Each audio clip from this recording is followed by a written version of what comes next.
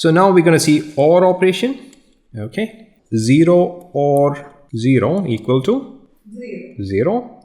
1 OR 0 equal to 1. That's right. 0 OR 1 equal to 1. Yeah. 0 OR 1 equal to 1.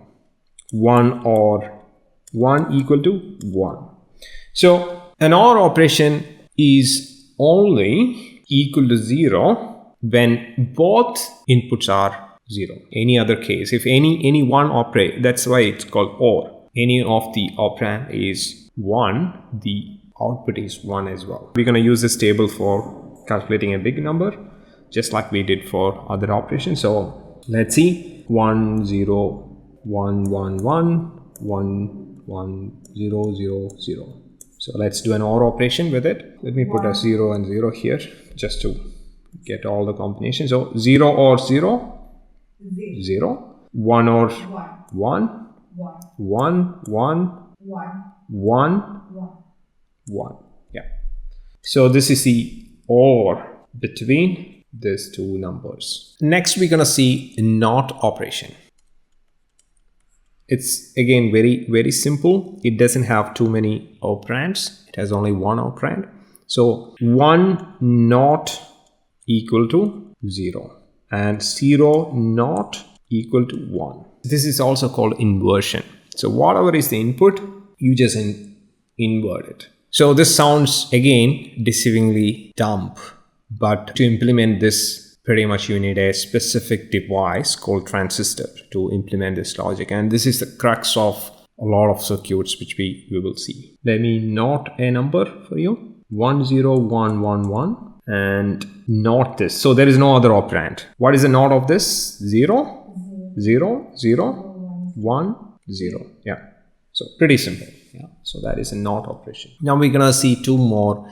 In fact, three more actually. Let me erase this. Next, we're going to see NOR. NOR is nothing but exactly opposite of OR. Okay, so that is NOR. So let's have a look. 0 NOR 0 equal to 1. That's correct. 0 NOR 1 equal to 0. Correct. 1 NOR 0 equal to 0. 1 NOR 1 equal to 0. That's correct. This is very important operation. So with this operation, you can make other operations as well. So this is a universal operation. So if you can make a circuit which can do this, you can make everything, any calculable operation you can do with this one single operation. So this is called a universal gate. They say for NOR gate. NOR gate is a circuit which can implement this operation. So everything you see can be built like, the computer you see, watching a movie, everything you can build with just this truth table right here. Yeah. So why do you need rest of the operation? We don't need rest of the operation, but in certain cases it's easy to have such operation handy in certain cases. Yeah. So they have small practical application as well. When you operate lift, all those things, these gates are used pretty direct. Same principle with NAND gate. So let me put it NAND as well here. So NAND operation. So NAND operation is, as you might have guessed, is opposite of AND. So the truth table, let's draw the truth table here. NAND 0 NAND, I'll put it ND. 0 NAND 0 equal to 1. 0 NAND 1 equal to 1. Correct. 1 NAND 0 equal to 1. 1 NAND 1 equal to 0. Yeah. So this is also universal. This operation is also universal, and you can build NAND with NOR with NAND. All these things, this can be done. Some of them we will see in our rest of the presentation, but mostly this is the case. Another operation which I am not going to use big number calculation like we did, but if you're interested, you can do it as homework. Another operation I would like to mention here is XOR. I think we do have the truth table for XOR coming up. So XOR also has a lot of implication in programming, but circuits are mostly NAND and NOR because of the universal nature. So let's get back to the slide. So we have seen all these operations. We have not seen XOR. but there are truth tables coming up for XOR. So these are some more operations, shift operations. You might have seen the shift operation in the calculator. As you can see, if I shift this particular number to the left, you get this number because the 1 is moving to the left. Again, if I shift again, this number goes to the left, again to the left. So this is called left shift because of that. So this 1 is moving towards the left. So it can be any number actually. Just for clarity, I'm given this particular number. So the left shift operation has a property of multiplication as well. So if you look, this is 1, this is 2, this is 4, and this is 8. So it is multiplication by 2. It is equal to multiplication by 2. And this is a right shift. Again, the numbers will move to the right. So this 1 is moving to the right. So here, like so. And right shift has a property of division by 2, just the opposite of left shift. Okay? Question. So, yes. So in right shift, which digit is moving to right? Every digit. In this case, 1 is moving to the, so when you shift everything, every digit moves. For right shift as well as left shift. The zeros are also moving. It's just because zeros are everywhere, you are not able to see it's them. Like deleting from the back a number and adding new zeros in the front. Correct. Yeah, it is almost that. Yes, that's right. Yes. For left shift as well, that's the case. Yeah. For example, you can see new zeros are coming up here. Yeah. Here the new zeros are coming here. Yeah. Yeah. So we have not looked at subtraction. We have seen addition and other operation, but not subtraction. In binary numbers, there is a way to do subtraction, or it is a way to represent negative binary numbers. It is called 2's complement. Now let's see a calculation of 2's complement, how we're gonna use 2's complement. So we're gonna perform this operation 12 minus 8. You can choose any number you want pretty much. 12 is in binary is this number. There are 4 zeros in this before the actual number. So this is the actual number. There are 4 zeros. These zeros are needed for this particular calculation because 2's complement, when we take, we need the total bit of the number under consideration. So you will get to know when you see it. And 8, again, you take 8 in 8-bit is this number.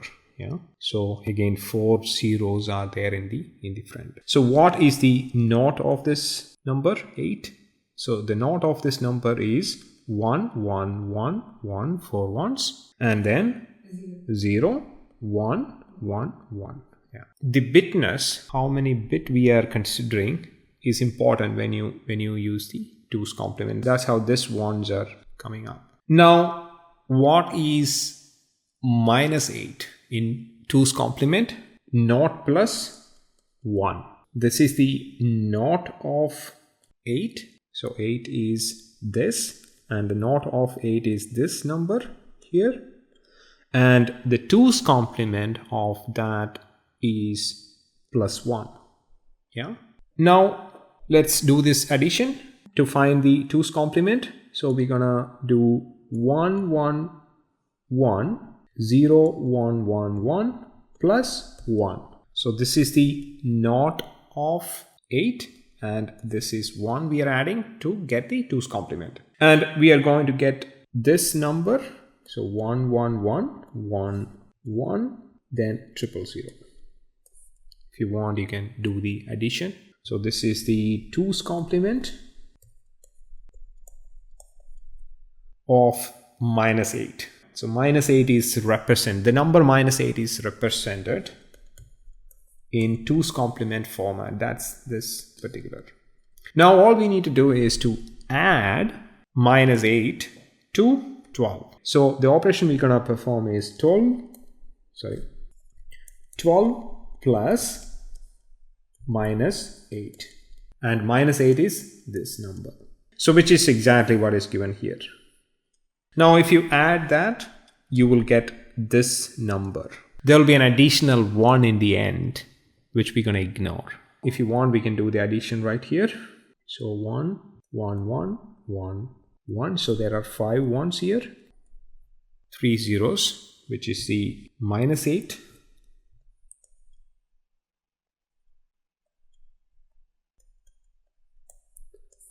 This is the 12.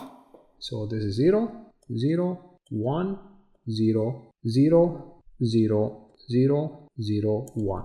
There are 5 zeros here. There is a 1 here and zeros here. And this is an 8-bit number. So this is 8, 7, 6, 5, 4, 3, 2, 1. So this is an 8-bit number. 8 digits are there. So we're going to ignore this one because it's 8-digit. So we will get this value. Okay. So this value is nothing but this value. This value, if you check, it is going to be 4, which is nothing but 12 minus 8.